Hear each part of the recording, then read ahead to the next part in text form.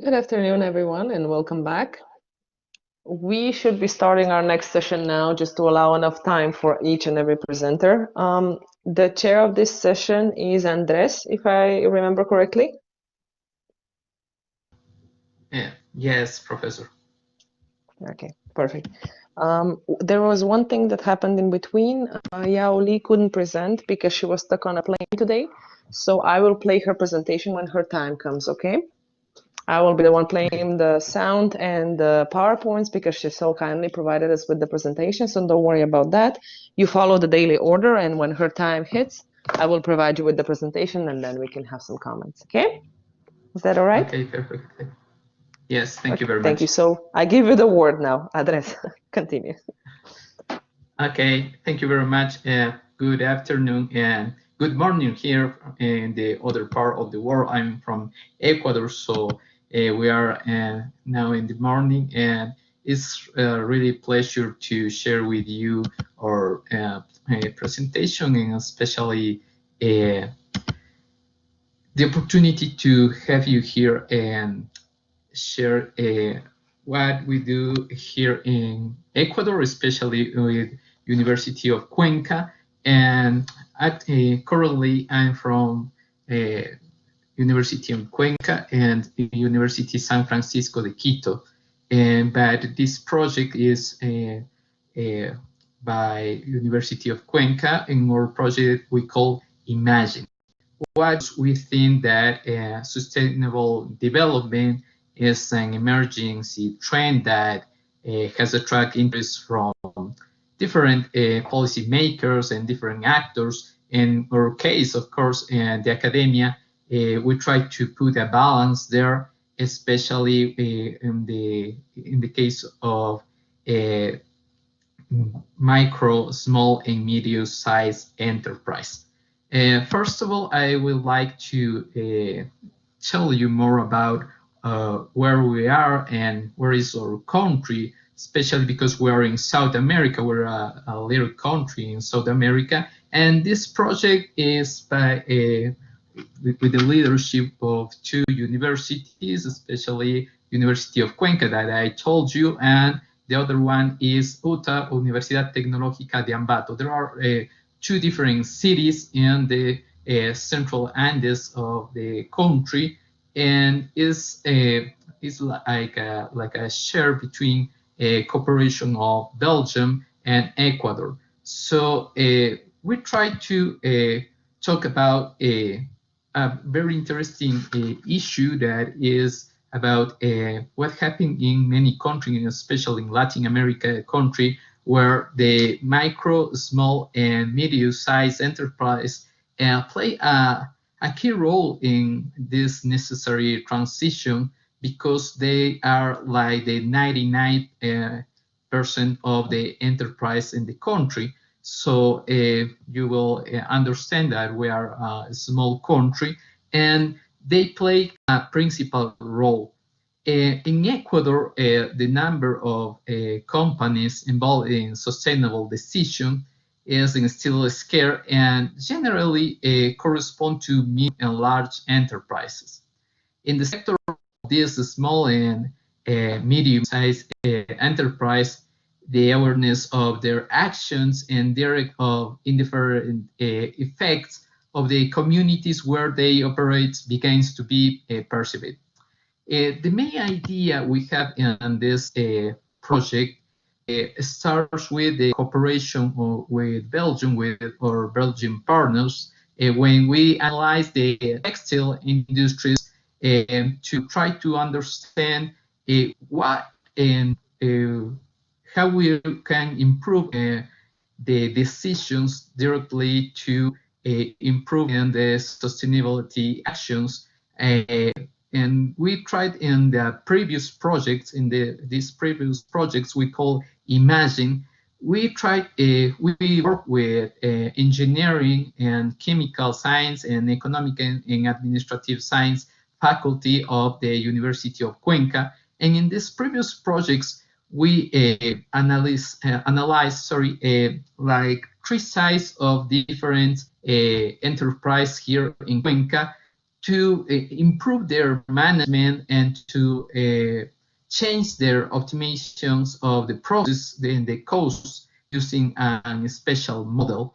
And we understand that our principal impacts with this new project is to develop and implement a management model that allows the managers to simulate the cause, consequence, and the impact of their organizations to, and this is the important thing, to incorporate social and environmental aspects. And it's very interesting here, especially with the reality of our country. Why? Because in our country, in the last decade, especially after we approved our new constitution in 2008, we changed the concept of the economy and we incorporate the social and solidarity economy,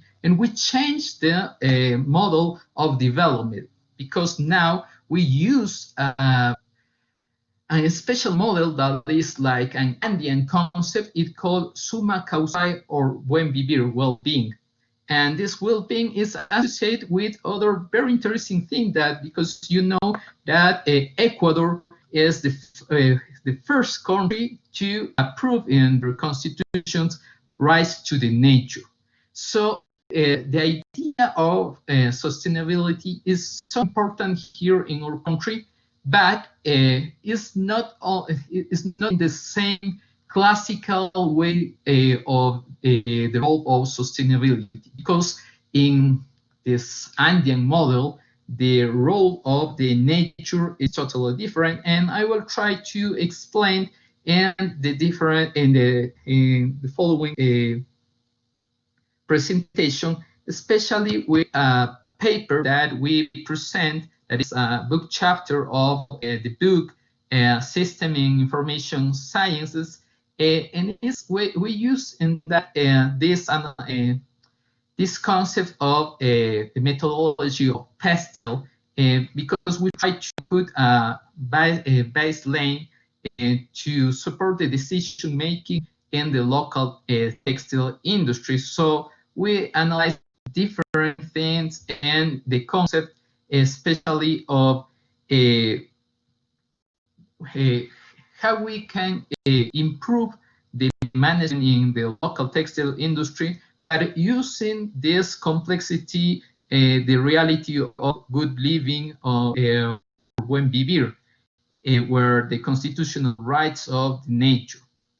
In Ecuador, I told you that most of the business sector is represented by micro, small, and medium-sized enterprise.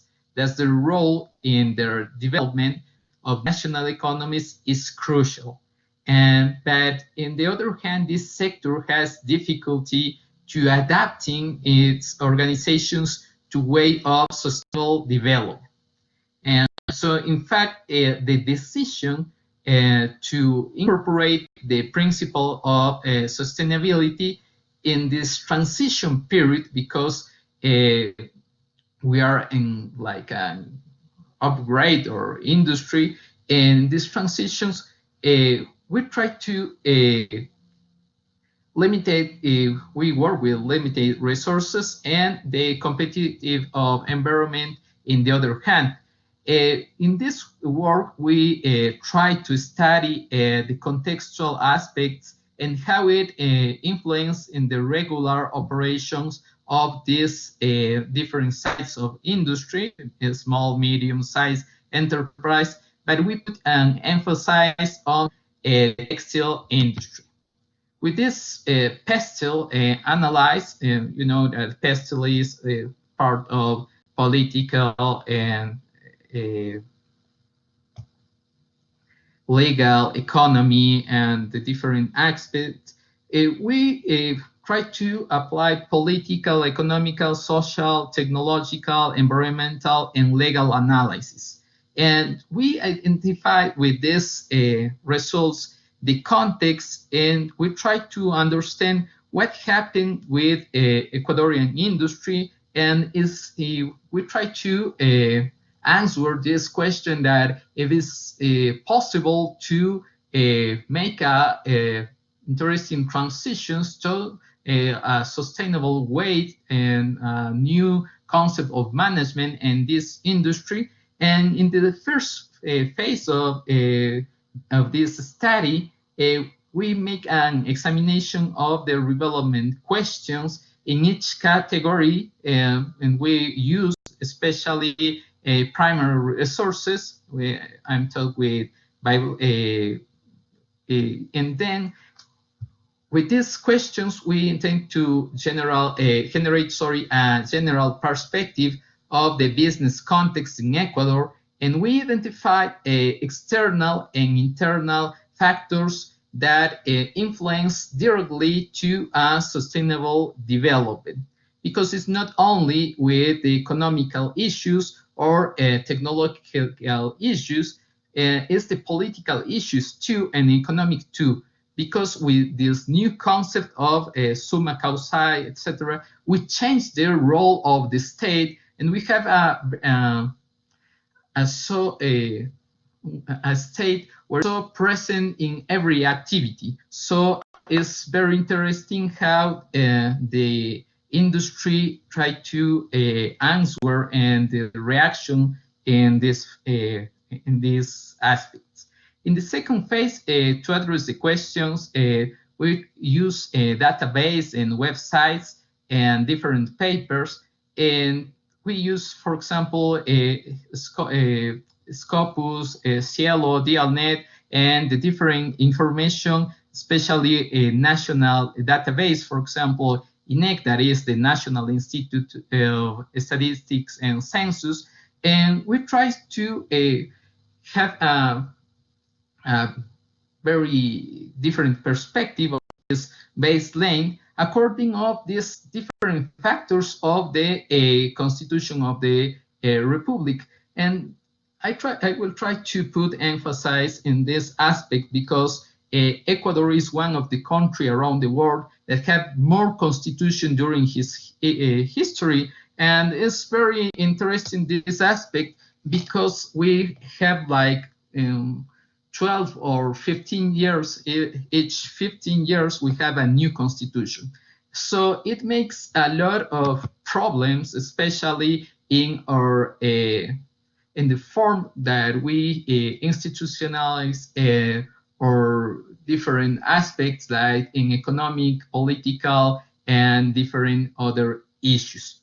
When we try to analyze our results, we put emphasis in the political sphere and how the state promotes the sustainable development through the constitution, especially with the concept of summa causae and the different principles of the environmental law too, because we put, and this is very interesting, in a very small country, but we are one of the most biodiversity countries around the world. Especially, you know, we have 4 natural regions, and one of the most important is Galapagos. So it's a very interesting country with different perspectives and with a new model. And in this new model, where the states have a very important presence and the president of the republic has a very important role, the National Development Plan, every activity in the public and the private activities should to put in order of this National Development Plan. So in the textile industry is not the exception. So in the paper, we analyze and identify the factors that influence in these companies, and the problems are that one of the most important problems in our country is the database. So we don't have a lot of information to analyze. So it's very important on our project to work with the small and medium industry, and especially with their associations. So, and during all these pandemic months, we work together to try to give them some advices to improve their industry, because it's one of the most affected in these forms. And we try to have this line base to improve and to try to put emphasize, for example, in the business sector and the technological center dimension, because economical, social, legal, and environmental, we have like some development in the country. And one of the aspects that influence in a wrong way is the political and the institutional. Because if we try to compare the development in the rest of the region, Ecuador have the problem, especially with all these difficulties in the social and political aspects, especially during their instability, to affect directly to the economic and technological issues too. And so that is the our main idea of our project, and how we try to improve and to help to change the model in the textile industry, put emphasis with the sustainable aspects. But I remark this in Ecuador, it's not too easy to understand this reality, because it's not the classical concept of sustainability. Because in the classical concept of sustainability, you know, we try to work with economical, environmental, and social issues.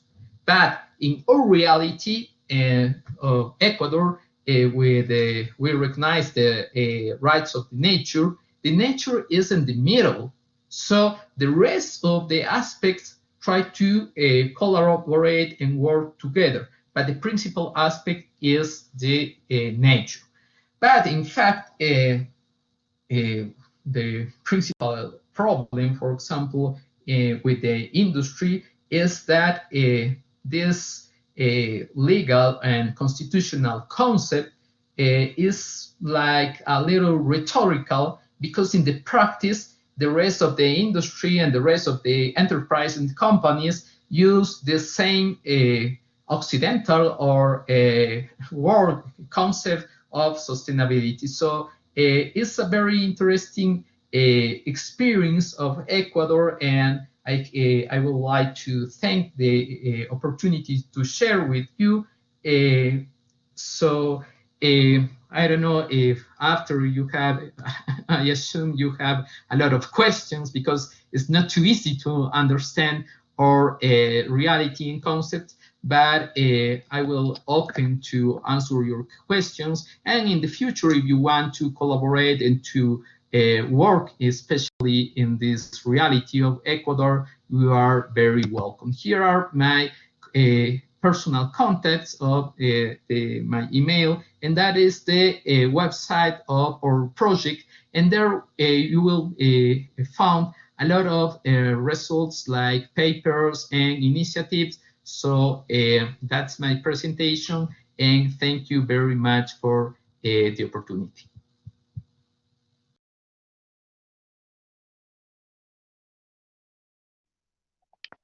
Thank you very much, Andres. Are there any outstanding questions right now that need to be immediately resolved or answered? If not, you can contact Andres later on. Yeah? Yes. No outstanding questions? Okay. Okay, yeah. Okay, yeah.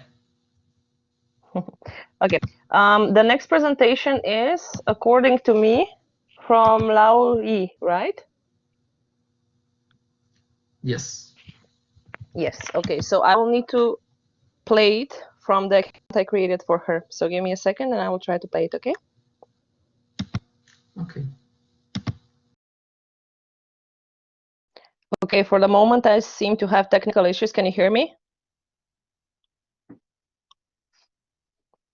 Can you hear me? Yes. Yes, it's okay. Yes, I'm having technical issues right now. If we can pass by on the next presenter, because the connection is playing with me right now, so I would prefer if we can present the next topic. So while I resolve this, because I don't quite know what's happening. Yeah. Okay.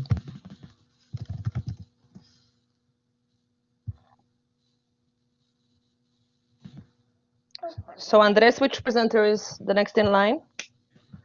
Okay, I'm reading. I'm sorry. I have here. Okay, is Dr. Andrew Bohr and Dr. Mark Oliveira's literal review of relation between among sustainable development goals.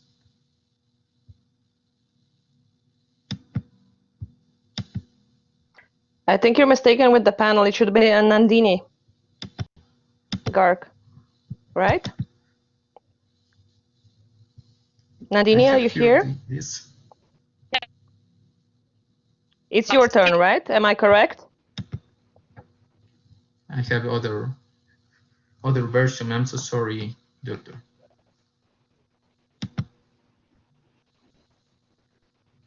Again, I'm sharing the PPT.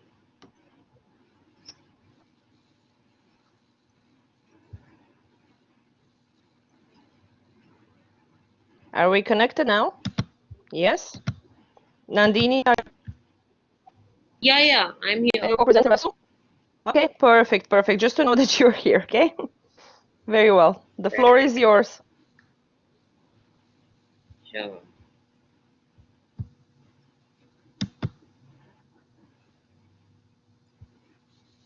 Just a minute. Let me share my presentation.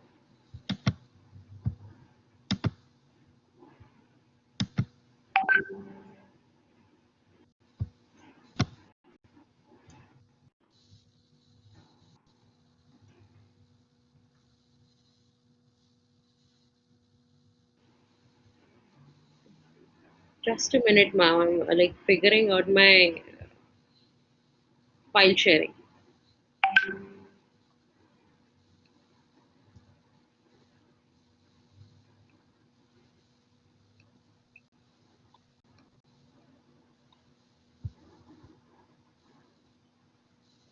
Am I audible, Nandini? Can you hear me?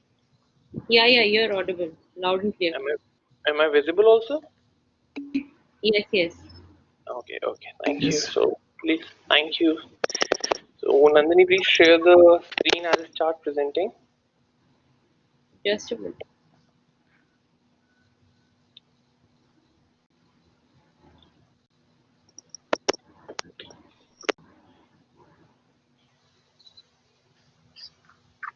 Do you need assistance or things are working? I'm not sure, Nandini. Can you? I'm starting the PPT. Just a minute. Okay, sure.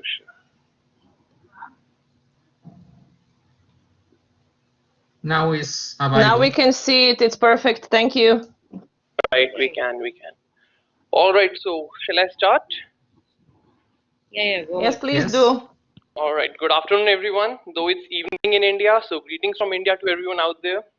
So our presentation is titled Sustainable Corporate Governance, the Analytical Study of its Social, Political and Economic Dimensions. It is being presented by Nandini Garg and me, Vasu Manchanda. We are final year students of Faculty of Law, University of Delhi, India. Now coming on to the first slide, introduction. Nandini, can you please go on to the next slide? Right, so introduction. The world is succumbing to various external factors such as market fluctuating and crashing overnight and financial losses surmounting beyond anticipation, especially in the wake of COVID-19 crisis.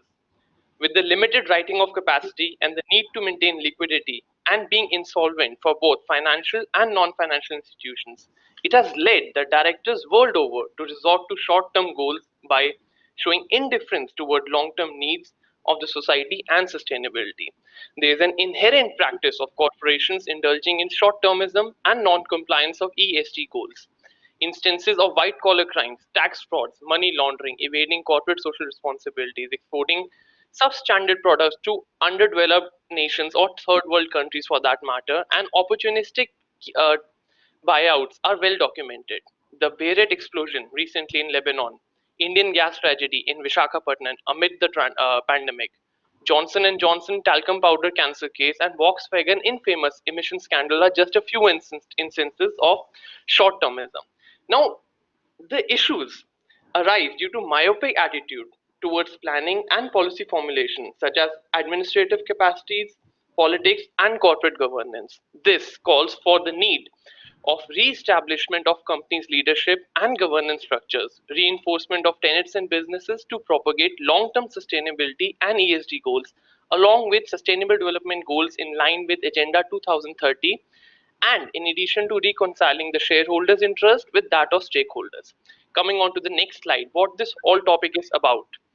So our paper aims at reflecting on the causes of corporate misgovernance, short-termism in capital markets, boards, and directors keeping their personal interest over and above organizations and overall customers, thereby indulging in money laundering, siphoning, carbonization, among other unethical activities, while dodging the concerns of overall health and prosperity of the populace all over the world.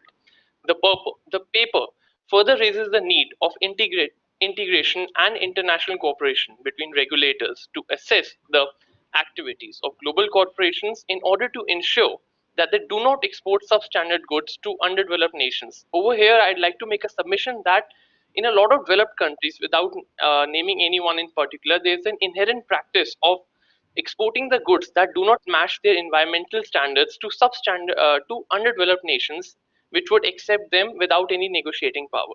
The marketing ethics, trends, and tactics of a company should aim towards the incorporation of sustainable goals to achieve Agenda 2030. The contents in this paper we would be talking about. Next slide, please, Nandini. Are you there, Nandini? Yes, I'm here. Next slide, please. Contents.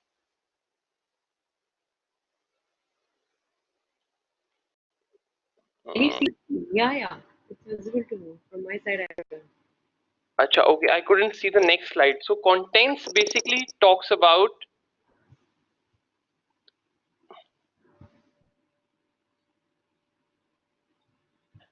we'll be talking about social dimension of sustainable corporate governance, political dimensions, economic dimensions, auditing vis-a-vis sustainability, legal implications, and the sense of international cooperation, in addition to certain recommendations of our own. Coming on to the next slide, that is social dimensions of sustainable corporate governance. Poor working conditions of labor, human rights concerns, pay parity, discrimination, among others, can have systemic risk to the organization. Here, I would like to point out that systemic risks are the one that could destabilize capital markets and lead to negative consequences for financial institutions. Companies with poor human rights practices could face various risks such as illness, high turnover, workplace injuries, among others. Now, this attracts litigation, thereby posing reputational and financial risk to the concerned organization.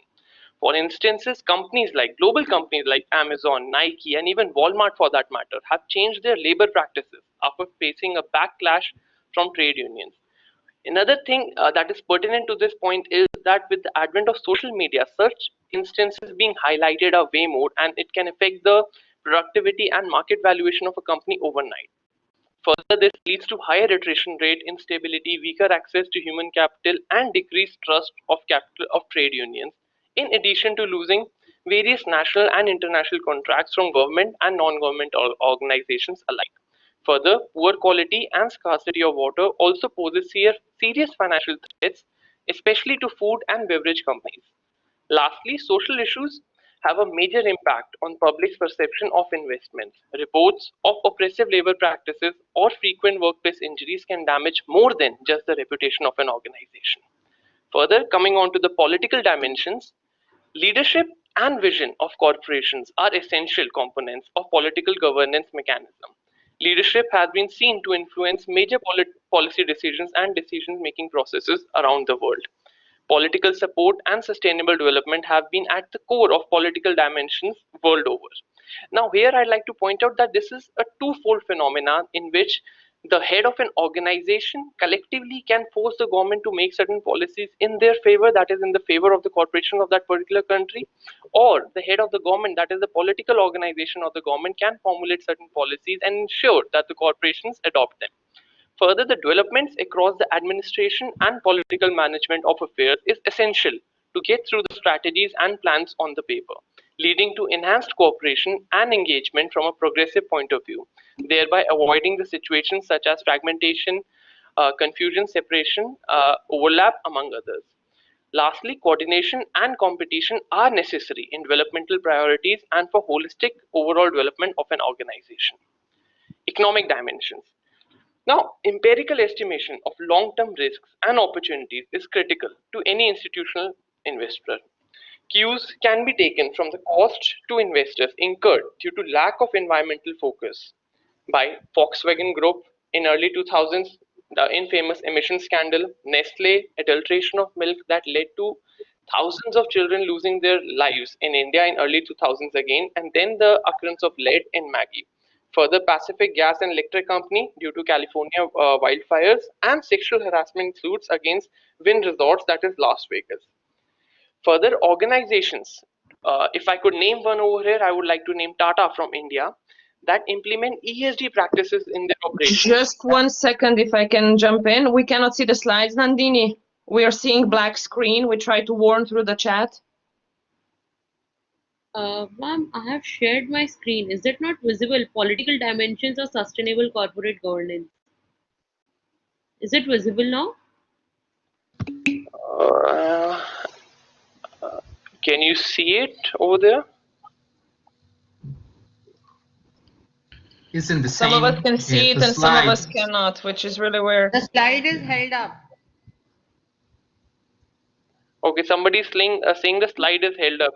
Even on my screen, I can only see what is the topic about. That is the Yes, third even slide. I can only see what is this topic about. That's all I can see. Right. We are sorry for the inconvenience. Nandini, can you reshare it by any chance? Like, can you share the whole PPT again? Let me try once again. Sure.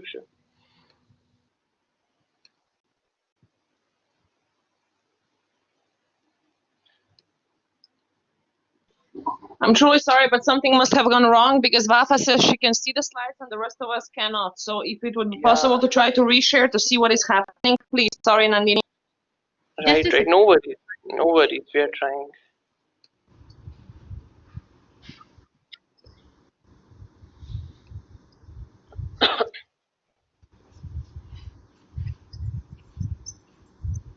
Restarting the PPT. Just give me a minute. Sure.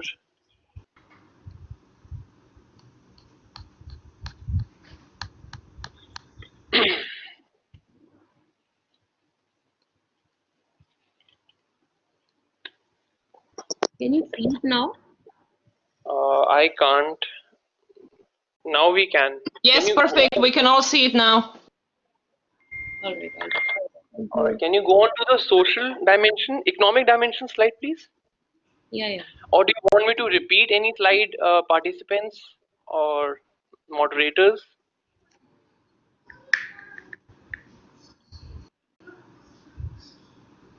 All right.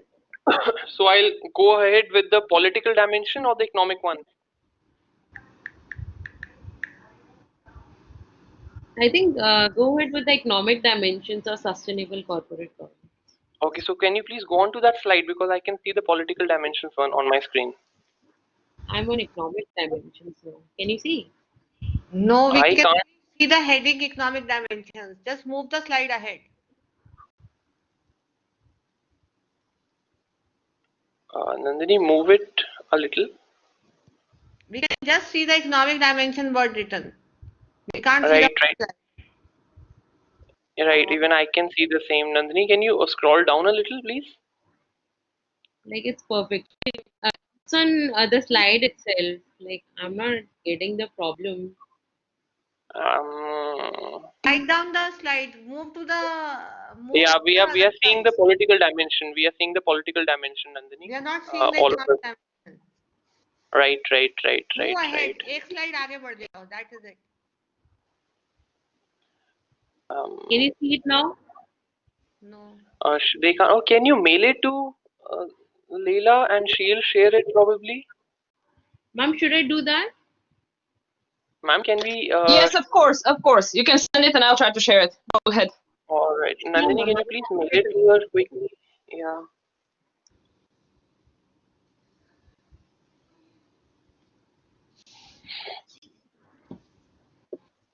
Really sorry everyone for the inconvenience.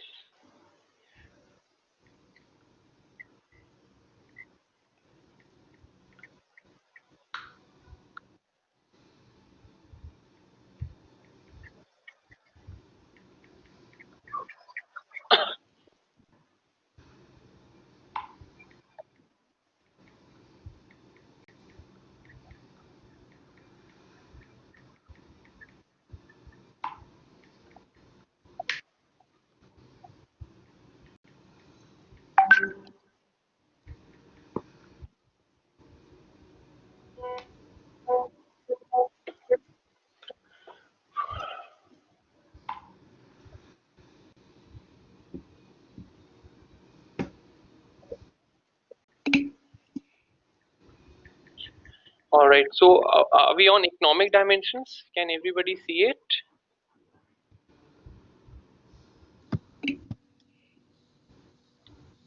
Okay, fine. So coming on to the economic dimensions, as I was saying, that empirical estimation of long-term risks and opportunities is critical to any institutional investment. Cues can be taken from the cost to investors incurred due to lack of environmental focus by Volkswagen Group, Nestle, Pacific Gas and Electric Company due to California wildfires, and sexual harassment suits against wind resorts, that is Las Vegas.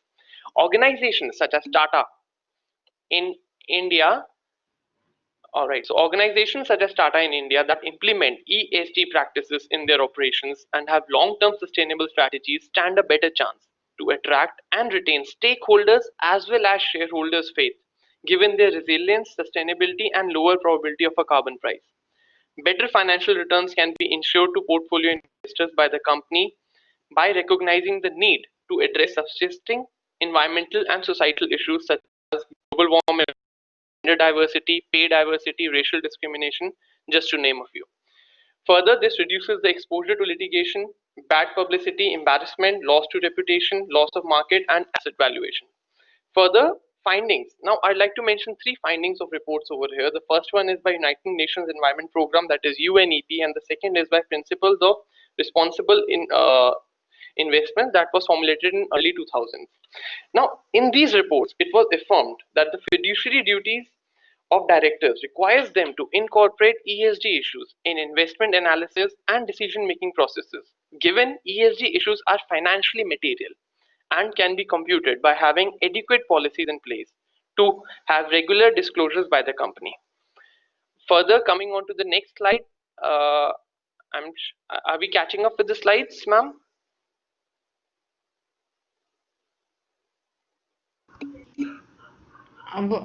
Nandini, I think we are still stuck up.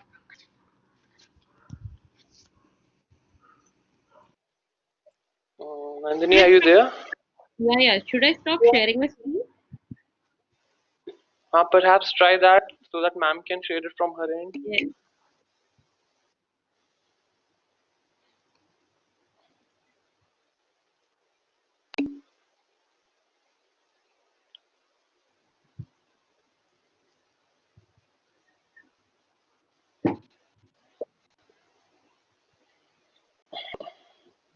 Right. This is perfect. If everybody can see it, I'd like to continue. I hope we're all okay now, right? This can be done. It's okay. Yeah. Right. All right. So auditing vis-a-vis sustainability. Now there's a lack of will on the part of corporations world over to regularly report on the sustainability principles with respect to the environmental and social dimensions, owing to fear of lower reputation and or loss to customer or investors' faith, which makes it tough for institutional investors to include ESG principles in their investment portfolios. Auditing and better reporting of climate related financial risk, green economy policy, new technologies, and other physical risks by corporations would help insurers, banks, and asset management firms in reassessing the value of financial assets. Over here, I'd like to submit that insurance companies are one of the most hard hit in case certain ESG factors are not taken into consideration well in time. Now, for setting up of independent and autonomous credit rating agencies like organizations such as MSCI, that is world famous, to assess the sustainability related investment and eco-friendly strategies adopted by the corporations, policies need to be formulated, mandating the corporations to disclose timely information concerning ESG goals and SDGs. Further, global policymakers need to set up certain standards to measure the impact of ESG activities around the global around the globe, taking into consideration the domestic as well as international pollution and carbon emission levels. Over here, I'd like to add that the carbon and pollution levels in a country like, let's say, India or some African countries would be way higher, would be significantly high as compared to, let's say, some Scandinavian country in Europe or any developed country like Canada, as the case may be. On the same slide, I'd like to add one more point, that this can be achieved, auditing can be achieved with the help of auditing committees of corporations that would issue annual corporate sustainability reports of SDGs, much like the financial reports and financial statements that are assessed by the boards and investors. However, till date, the disclosure of information is either just for the sake of it, that is greenwashing, or they do not disclose it at all, or some companies also indulge in exaggeration. What we are trying to infer here is the fact that there is lack of transparency and accountability. Coming on to the next slide, please. That is the legal implications. Now, legal implications of sustainable development goals. The reluctance on the part of policymakers world over to mandate formulation and adoption of green economy policy leads to misvaluation of carbon intensive assets.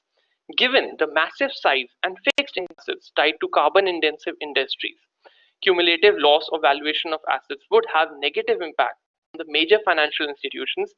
For example, the global ones, like, let's say, SoftBank or Tencent for that matter, which has its investments in companies all over the world that hold stakes in such devalued assets. Further, while certain laws and regulations on corporate sustainability are in place, I'd like to name a few laws over here. Stewardship Code for institutional investors in the UK, disclosure of corporate social responsibility of listed companies in Malaysia, and exclusion of controversial weapons law in Belgium, just to name a few, are there in place. However, there's a lack of uniformity and standardization of codes at the global level. Prevalent issues faced by corporations faced in incorporation of ESG goals in investment analysis are as follows: difficulty in assigning monetary values to ESG goals, unverified monetary values to ESG goals, and non-standardization, non-disclosure by companies, inability to integrate them into quantitative models, and short-term approach adopted by the investors. Lastly, the orders of international and national green tribunals should aim towards extensive legal enforcement and must be made non-appealable, which is not so the case in Asian and African countries to date. Coming on to the next slide, please. Ma'am, can we go on to the next slide? Right. Just a second, I will change. Just give me a second, I will change. Right. So we are there now. We are there. We are on the essence of international cooperation. Now, multilateralism. The previous slide, please. Or wait, I think I can. Yeah, it's there. So multilateralism, along with unhindered assistance from international institutions such as WEF, WWF, and IMF, in the form of incorporation of ESG-related considerations in fiscal and investment policies, financial stability surveys, and reports, in addition to bilateral cooperation between central banks of two or more countries, is the need of the hour. Along with business model, the green strategies adopted should be well taken into consideration by investors before taking a sound investment decision.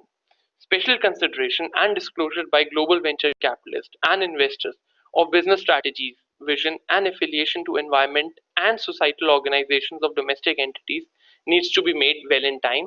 And lastly, signing of international and green economic treaties such as the Paris Accord, and allocating adequate funds to international institutions such as WHO, WWF, among others, and ensuring the autonomy and independence is required, which is not the case at the present scenario, where we can substantiate the WHO menace in which the US withdrew its investment the last moment, and there were allegations of the WHO being biased towards a particular country. All right, so coming on to the next slide, that are certain recommendations, or I'll change it. Okay, the way forward. Now, policies need to be formulated by policymakers globally for proper classification of ESG activities. Multilateralism, as I just said, needs to be encouraged to ensure compliance to uniform ESG standards. Banks need to align credits with ESG risks. The overall financial health of the institution seeking credit in addition to long-term goals and strategies. And execution is something that needs to be emphasized over here of those strategies by the fact of regular reporting needs to be taken into consideration. The board of directors of banks and NBFCs are non-banking financial companies, should be independent of any governmental or political intrusion and should comprise only of professionals in order to reduce the rising number of NPAs. Further, there needs to be an ethics committee in place to keep a check on ESG and environment projects funded by the financial institution. And lastly, policymakers need to ensure that the board of companies do not only represent the interest of shareholders, but also of all the stakeholders, in addition to having adequate racial and gender diversity in order to promote and achieve ESG goals along with the SDG agenda of 2030. So with that, we'd like to conclude, and we are more than happy to accept any questions from the participants. Okay, thank you very much. That was a very interesting presentation.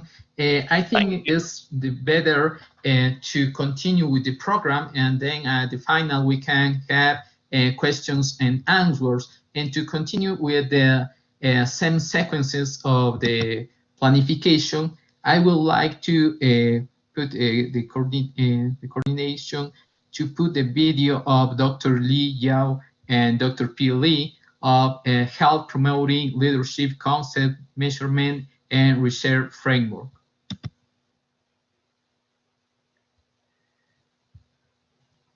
Okay, I'm trying to share now the creation.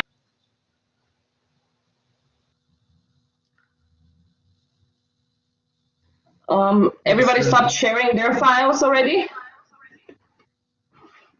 No.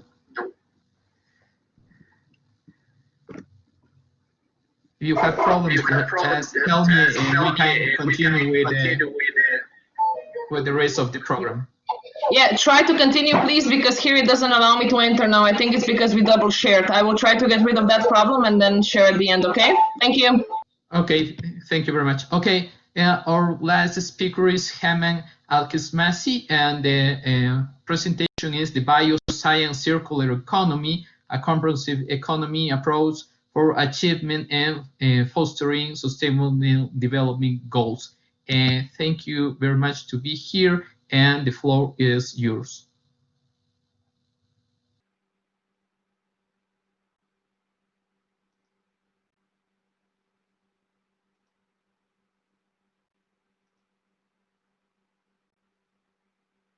And now you click on your presentation and we're going to see it as you go. Okay, so I guess you can see my screen now, right? Perfect, yes, thank you. Okay. Okay, perfect. Thank you, Mr. Chair, Dr. Andreas, and thank Dr. Lela for the organization and all the team. So this is Hammam Alkezmazy from the University of Rupira Bergelli. And today I'm going to introduce the concept called the Bio-Cyan Circular Economy, a comprehensive economic approach for achieving and fostering SDGs. So I'm going to start with introducing the current economic concepts we have and the challenges, and then the Bio-Cyan Circular Economy concept, and then the conclusion. So just before starting, and to make sure that we all have the same background and the information, what does cyan mean? So back to the school days, these are the primary colors of light. We have the blue, the green, and red. And while mixing these three primary colors, we got the secondary colors of light, the magenta, the yellow, and the cyan. So the cyan color is integration from mixing the result from mixing the blue color and the green color. So this greenish blue color, which we will need later. So this is what does cyan mean. So what are the current economic concepts we have? We have the blue economy, the green economy, the bio economy, the reuse and the linear economy, and we can refer to the reuse and linear economy with the brown economy. And also we have the circular economy. So just a little bit to have a look on each one of them. So the linear economy is like as simple as it looks like. just following the simple rule, take, make, dispose. Here we only care about the consumption. We don't care about any other thing. We just care about our consumption, our current moment. However, it didn't work, so we need to think about the reuse and to think about reusing and recycling so we can minimize our consumption. And then we have the West hierarchy from the European Commission. So we care not only about the consumption, but also about the waste prevention. And this concept, this is a circular economy, one of the simplest explanations, just explaining how it looks like the circular economy from the design, the distribution, the use, and after that, the recycling. And then we have the bioeconomy. And according to the European bioeconomy panel, that the bioeconomy includes the production and the use of renewable biological resources, which are related to the invention, development, production, and use of biological products and processes. So here we have this graphical abstract for the bioeconomy, and most specifically, the circular bioeconomy by Stedman earlier this year, which started with the bioenergy and biofuels and ends with the bioenergy and biofuels. And in between, we care about the energy recovery, composting, so we reduce the amount of raw material, which is the biomass that we will be used later on, so we have the sustainable biomass. Then we have the green economy, which is according to the UNEP's, the United Nations Environmental Program, which is the one that results in improves the human well-being while reducing the environmental risks and ecological stresses. And according to the FAO, the Food and Agriculture Organization, there are 5 main elements of the green economy: energy efficiency, waste minimization, the sustainable use of existing natural resources, the generation and use of renewable energy, and of course the generation of hybrid jobs or green jobs.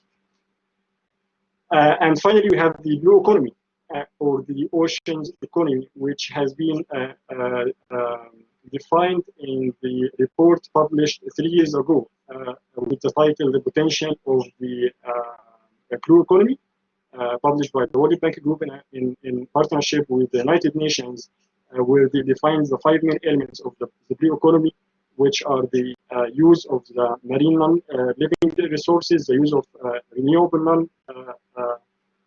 non-natural forces, the commerce and trade in and around the oceans, the indirect contribution, and of course the trade of the marine living resources. So here we have these different approaches. So it's very clear that we need to forget about the reuse economy and the linear economy, and we need to focus more on these current 4 economic concepts. So here we have the bioeconomy, and here we have the circular economy. Just the idea is how to integrate all of these concepts into one approach, and the results from the green economy and the blue economy will result in the cyan. So that's why we have the Bio-Cyan circular economy, which is the result of integrating and mixing all these 4 economic concepts together. So here we have the graphical abstract for the concept.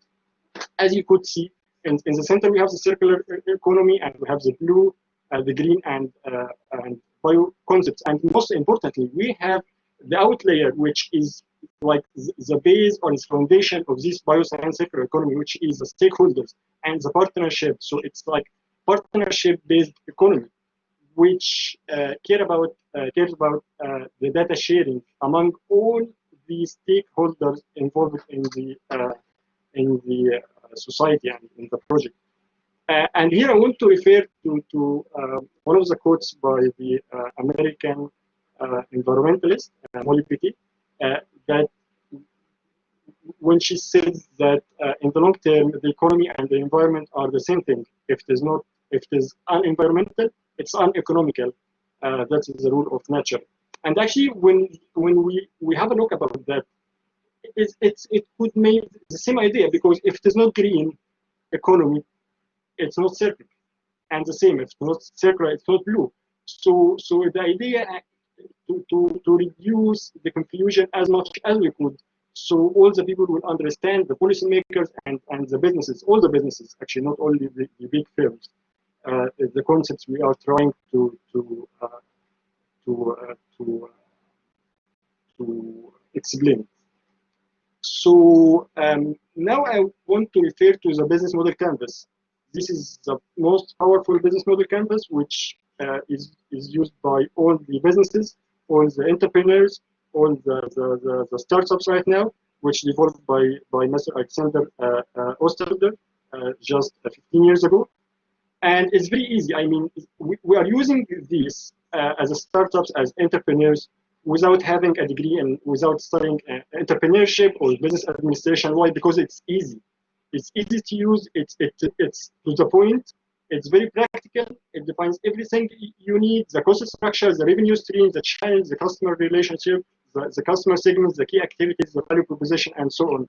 So, are we capable of having something similar to the Bio-Cyan circular economy? So here we are referring to the Bio-Cyan circular economy model canvas. So here we have the 6 main foundations for this concept: the stakeholders partnership, the data sharing, the bioeconomy, the green economy, the blue, and the circular.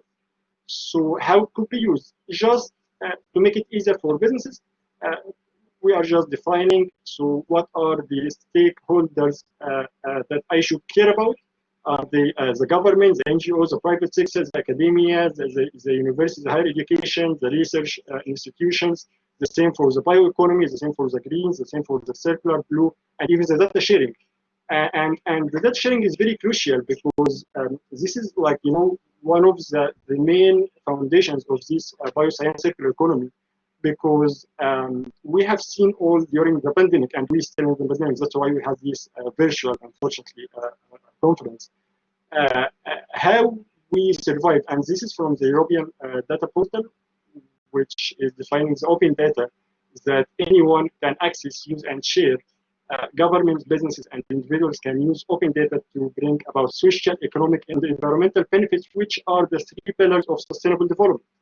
So while considering that in this model, the Bio-Cyan circular economy, we are stressed on that the importance of data sharing, because we all have seen how many developed countries and developing countries survived on the open source data. We have seen all the essential workers, doctors have seen, for example, how they use the open source designs to manufacture it using the 3D printing technologies and using during the pandemic. And the same even for the ventilators, how some companies made their innovations as open source, so other countries and other companies could be used and could be used during the pandemic. And for example, how it could be used, I mean, how they could be able to fill this Bio-Cyan circular economy model canvas. For example, this is from the World Bank. It defines all the blue economy. So according to the type of activity you have, you could choose the activity subcategories, and based on the activity subcategory, you choose your industry and your sector. So by following these easy to use and simple or not complex steps, you are easily could define all the factors you have to consider if you are interested to not only have your business model canvas, but also to care about all the criteria.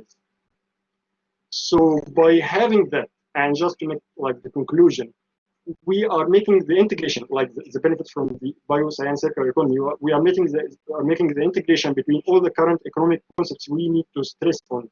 We are trying to solve the challenges we have based on these synergies among all the stakeholders.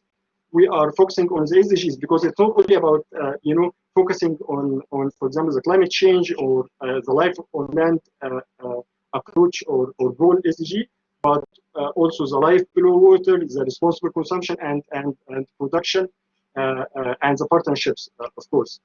also innovations and data sharing, because actually we have seen in the literature how data sharing is crucial for innovations for government, businesses, and even individuals.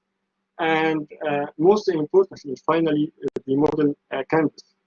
So this is the idea, and just I want to finish my final thoughts, because we have before the Millennium Development Goals, but it was not enough. So we have the SDGs, and we need to accelerate more.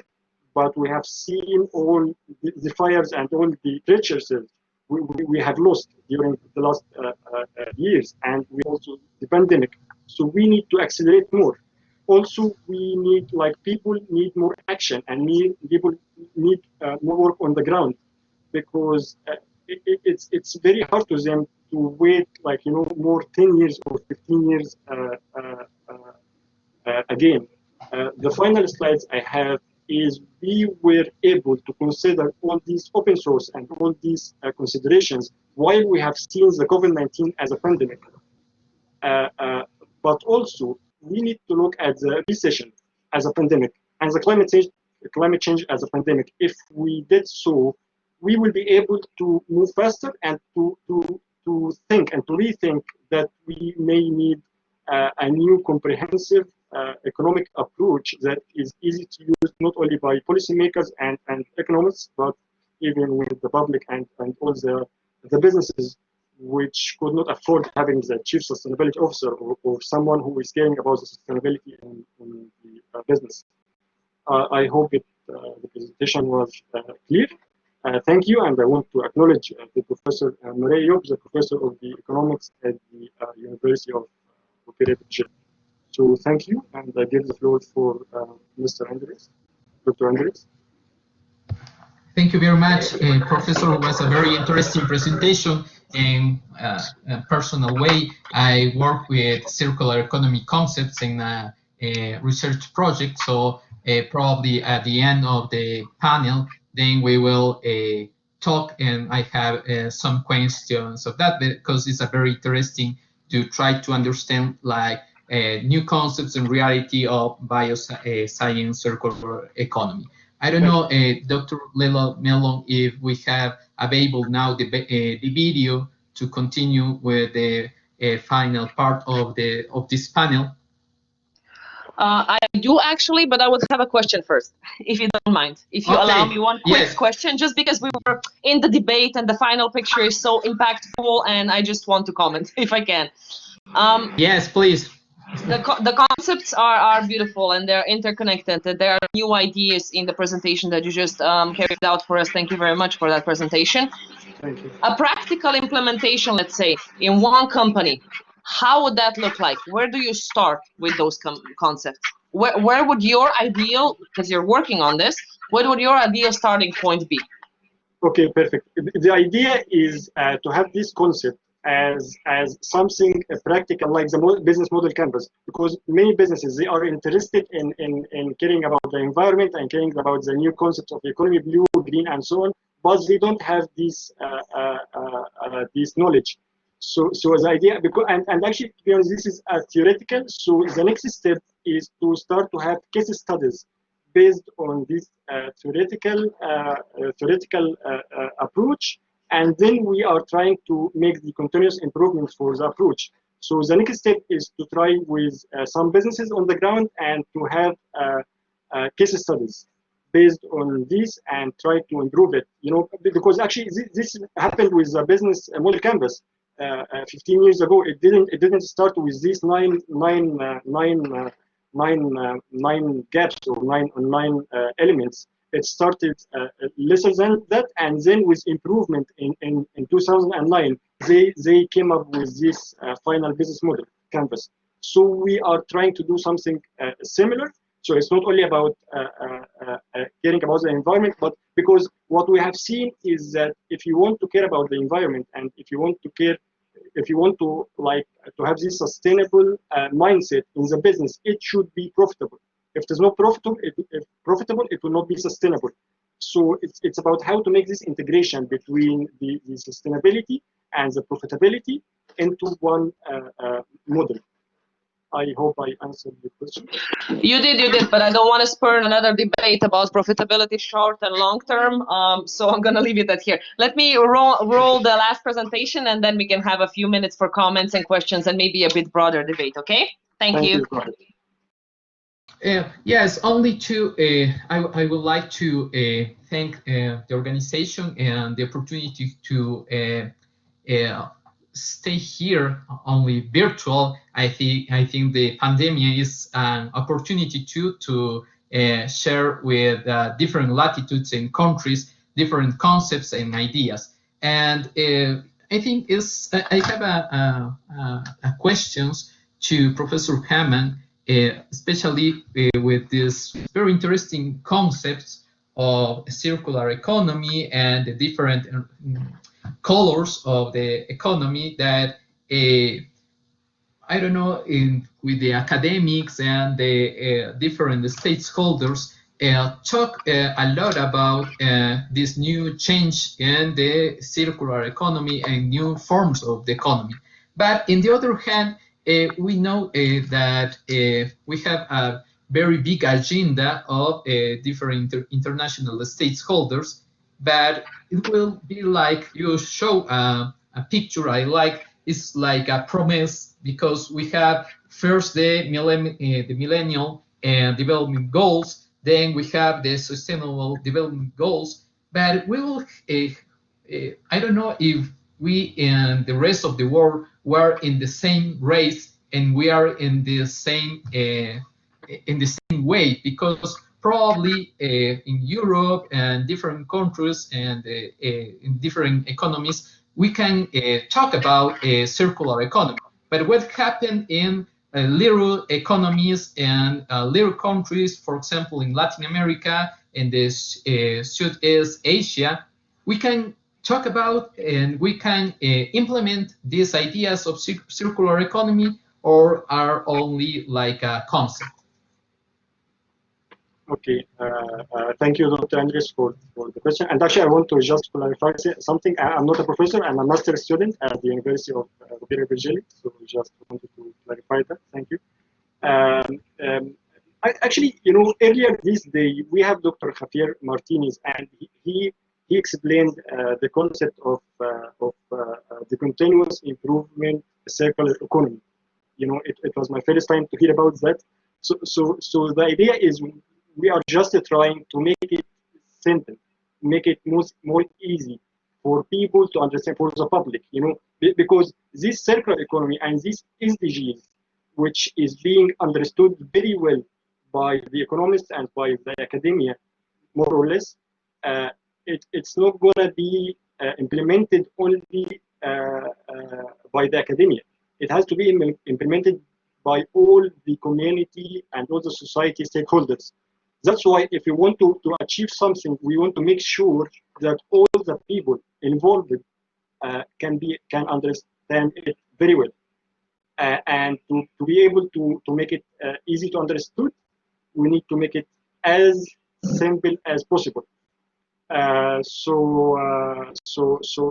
this is the idea, just to make it as simple as possible. So any business, any small startup, if they care about this, they are gonna just see how their business affect, for example, the life on the land, so they can relate it. It could be only about considering composting, for example, in the firm or in the business, in the startup, considering the renewable energy, because they know that according to this model, if we are caring about using the renewable energy, we are caring about the environment, and we are following this comprehensive approach. So this is just the simple idea of having this comprehensive approach, and they don't need to go through the literature and going through different approaches and start in this green economy and this continuous improvement circular economy and so on, because they don't have, they care, but they don't have the resources, the human resources and the financial resources to have someone who is just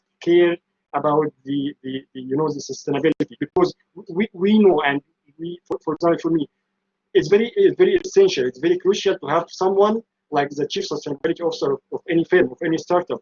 It's crucial, it's important, it's very essential, but is it visible?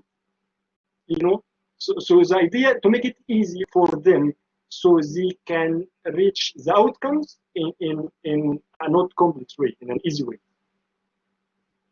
Thank you so much. There are very interesting ideas to understand all the concept and to try to activate the different stakeholders to these ideas. Thank you, sir. Thank you, Dr. Okay, so that was great. We were able to listen to the whole presentation. I would just like to comment that this was basically the first time when we were talking about social considerations, right? When we stopped talking a bit about environment and the corporate role in environmental change and in climate change and environmental consequences, but we touched upon the fact that there is a social side of sustainability. I'm sorry to say that there are not many researchers dealing with the topic out there, so there was not much to choose from. I completely understand in a way why, because the climate emergency is here first, right? But on the other hand, it is also true, specifically when talking about the health of the workers, there are vast consequences of the fact that there is less and less biodiversity, more and more pollution, and of course the climate change impact with the national disasters as they are today. So I'm glad to say that at least we had one contribution on the social side, but I would welcome many more on that topic, because that's a part of sustainability that also needs to be regulated. So that would be my only comment basically on the presentation. So if we have anything else, Andres?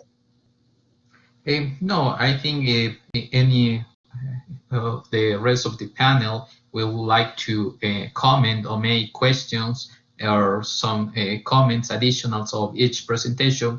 I think we have a few more minutes,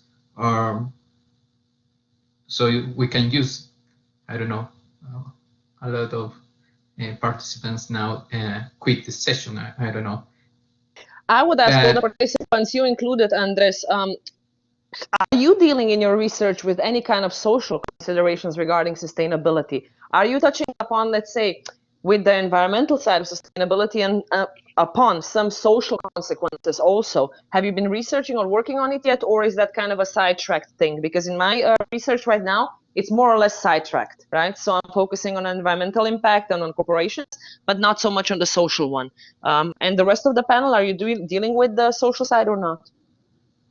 Okay, thank you very much for the question. And of course, our project, we have two different projects. We have SUMA and Imagine, and we have another one of a circular economy. And one of our characteristics of each one is to have different perspectives of the phenomenon. For example, I put the legal visions, but we have a social vision too. Especially, for example, in a circular economy, we work with the people who carry and make the recycle. So there's a very interesting thing, because the most part of the projects only put the regulation, the chemical, the technical issue. But the social issue is so important because it allows you to understand the reality and the phenomenon and the real characteristics. So I say that the truth is not easy to work and we deal with different researchers in different areas, but I think that then when you have the final results, you have like more elements to decide and to have your conclusions if you only put one element. So in my experience, in our projects, we put the social vision, and this is really good for us. Okay, thank you very much, Andres. Any other comments from the panel participants or participants in general? The ones who don't have the microphone on, because you're just participants, you're very welcome to post the questions in the chat box down here. We can give you a minute or two. If not, then I will take the word and thank you very much for your chairmanship, Andres, and close Thank you today's. for the invitation. Thank you for responding to it.